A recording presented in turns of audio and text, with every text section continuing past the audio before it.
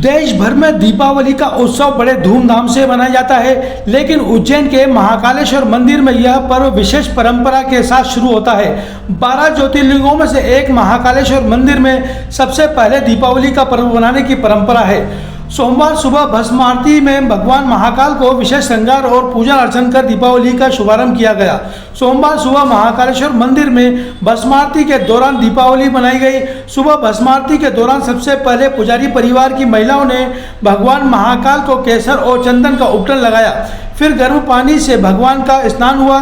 इसके बाद अन्नकूट का भोग लगाकर फुलझड़ी से आरती उतारी गई और दीपावली का पर्व मनाया गया। आज सुबह भगवान महाकाल का गर्म जल से स्नान कराकर उपटन लगाया गया। फिर पंचामृत अभिषेक के बाद भस्म आरती अर्पित की गई। इसके बाद भगवान महाकाल का विशेष श्रृंगार कर उन्हें अन्नकूट का भोग भी लगाया गया।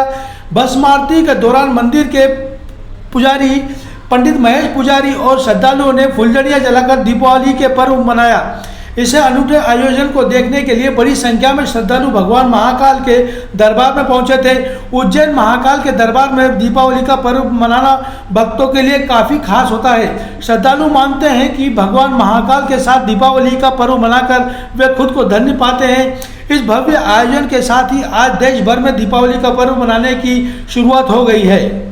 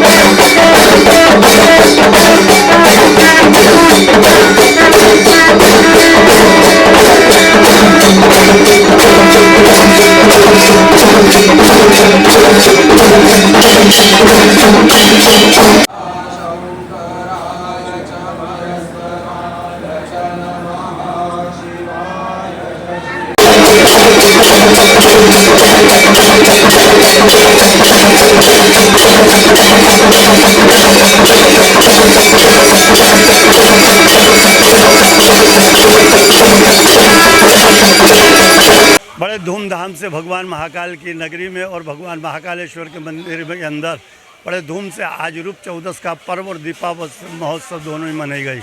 भगवान का रूप निखारा गया, उपटन लगाया गया। पुजारी परिवार की महिलाओं ने भगवान को उपटन लगा के कर्पूर आरती की और भगवान को रूप निखारा है। बड़े भगवान वैसे ही सुंदर है, पर और सुंदर आज उनका दिव्य सुंदरता निकाल के उनका दर्शन किया।